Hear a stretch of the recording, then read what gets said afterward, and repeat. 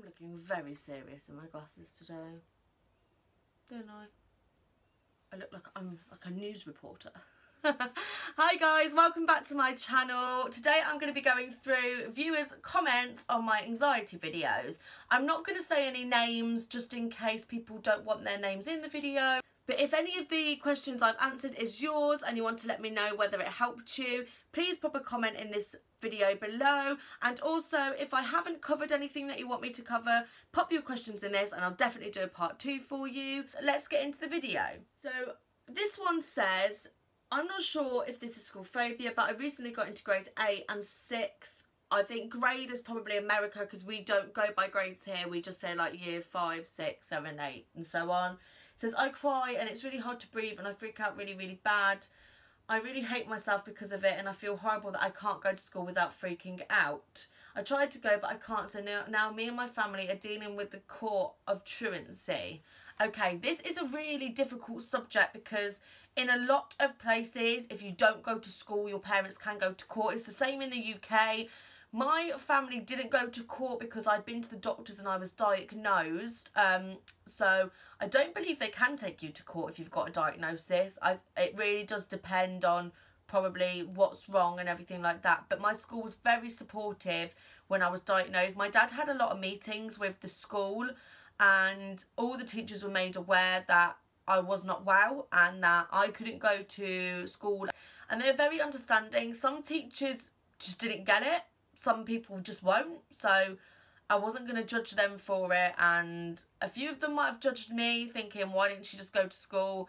A lot of them were very understanding, and the school was so good that I was like on a part timetable, and when I hadn't been to school for like a good year, they did this thing that was like to help me get back into school. So every day I'd go to school for like 5 minutes, and even if like the first day I think I was literally there about 3 minutes, but me actually getting to school and sitting in the school was like a miracle. So they were like, right, she's been in 5 minutes or however long it was, she can go now. And I just built that up gradually every day to the point that I could do like half a day.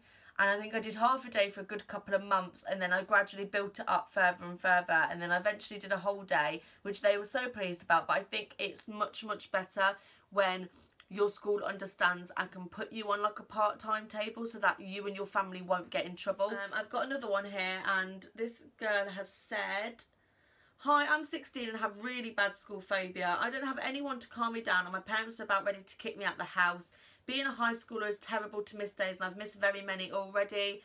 My family just tell me to drop out of school and stop playing games. I don't know what to do. I don't know how I'll ever hold down a job or if I'll be able to graduate high school. I feel like I know exactly what you mean here. I was in year 7, 8 when my OCD and school phobia were really bad, and I was missing so much school that I felt like I was never going to get any GCSEs, I was never going to get a job in the future, and I was never going to be able to make anything of myself because I thought this is just going to control my life forever, and I really didn't want that. So what I thought is, I'm going to control it myself, and if I can control it, I am in charge of my own life and my anxiety isn't anymore.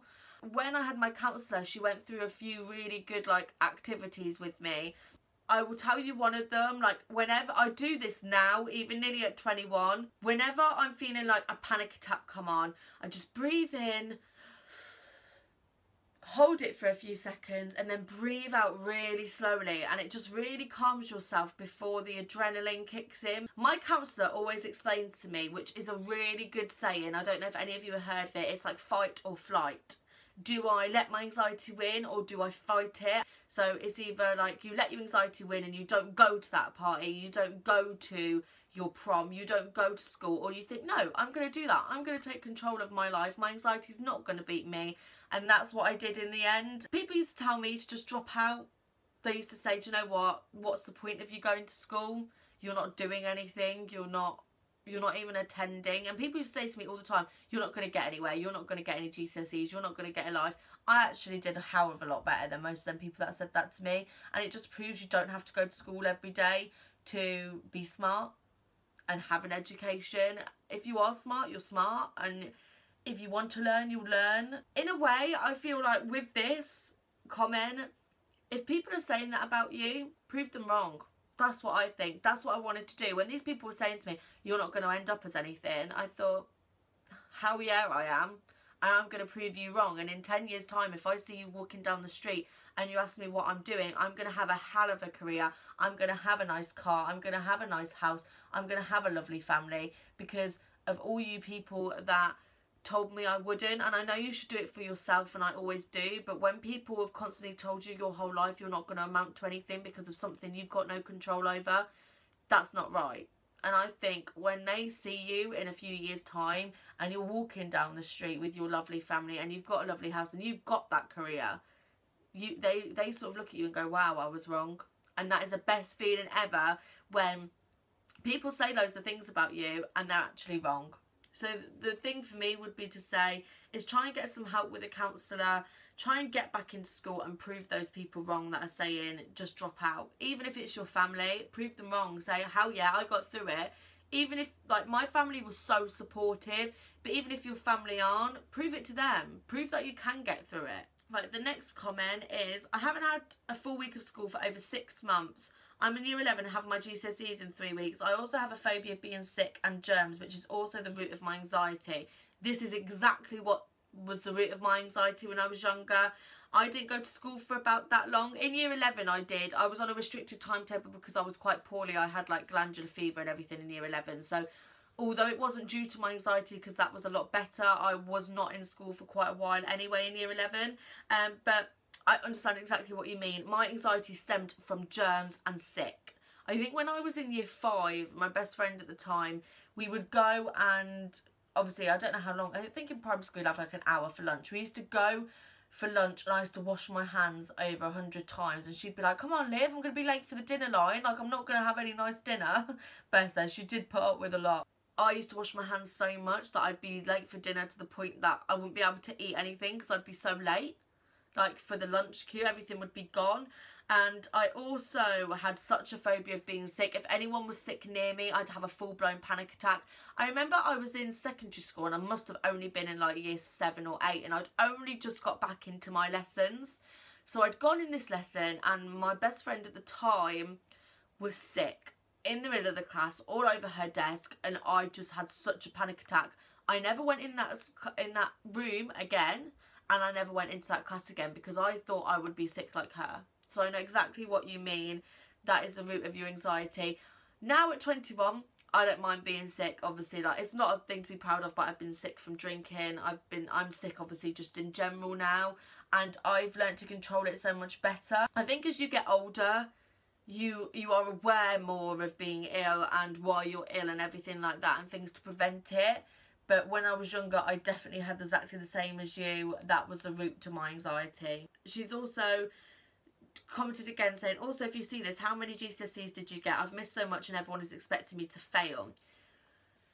As I said previously, everyone was expecting me to fail and I just wanted to prove them wrong. I missed a hell of a lot of school. I think in my secondary school years, I must have only had, like, at one point, I think my attendance was like 7% out of the whole year. I mean, that is dreadful.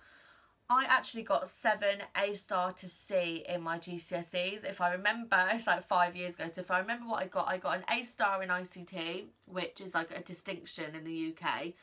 I got a C in child development. I got a B in English language. I should have got an A star in English literature, but I missed out a whole section of my exam. So I got an E or a D, I think. I got a C in science. I got a E in maths because I'm rubbish at maths. I got a C in art, a C in food tech. So yeah, that's it, I think. Was that 6 or 7? I might have missed a few out. I will try and remember and then maybe pop it in a comment to you. I might have to look at my certificates because that's like 5 years ago. I can't even remember. But I did get a lot more than people thought I was going to get. Everyone thought I was going to fail everything and I didn't. Yeah, you can prove them wrong and you can do it. Even if you do it at home and you think, do you know what, I'm going to work my arse off. Yes, I can't go to school, but I'm going to do it at home. And I will still come to that exam and I will still sit there like everyone else. In year 11, when I had my GCSEs, my exams panicked me. So then my anxiety got worse around my exams. So like if I have anything that I know is going to stressing me out and things like that, that's when my anxiety gets worse now.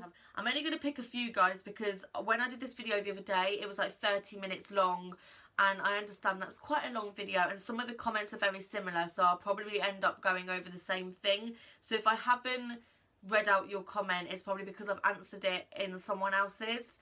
So I do apologise if I don't get to yours. When I made this video the other day, the file corrupted and I couldn't upload it. That's why this video is a little bit late, so I do apologise. So I'm just going to pick, I think, 2 more.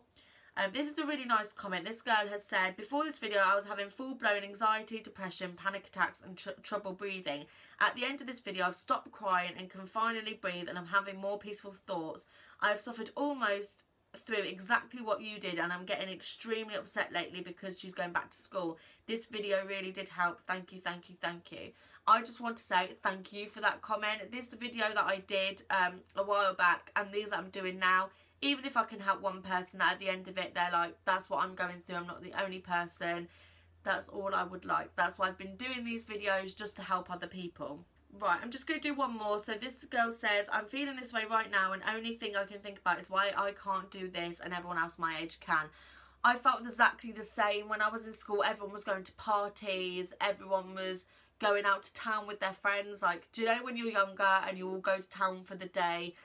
I never did any of that because my anxiety was so bad, and honestly all I can say is it does get better. Now I go to YouTube events, now I'm sat doing this YouTube video to you guys, which I would have never have done years ago. I go to work every day, which I never ever thought I'd be able to hold down a job with my anxiety. And I love my job, I love YouTube, I love everything I do. I go to, obviously, gaming events with my other half, I go away for weekends. Yes, sometimes my anxiety does affect that. I know before I've been at an event and I've said to my other half, Merrin, I've said, I don't feel very well, I need to get out because I can't be surrounded by a lot of people. But as long as you've got somewhere to go and calm yourself down, it's brilliant, because you're still going out and doing the things you want to do, and it's not taking over your life, but you're still able to take control of it yourself. So I know exactly what you mean by everyone else your age can do things when you can't. That's the last one I'm going to go through, guys, because a lot of the others I've replied over comments and they're quite similar to other people's. If you have any other questions, guys, regarding anything that I haven't covered in this video, do let me know. Don't forget to hit the subscribe button because that really does help me. If you click the little bell that is somewhere down next to my channel, that will tell you when I'm uploading. Every time I upload a video, you'll get a notification, which means you can watch it straight away. Also, leave a like on this video and pop down any comments, and I'll see you next time. Bye, guys.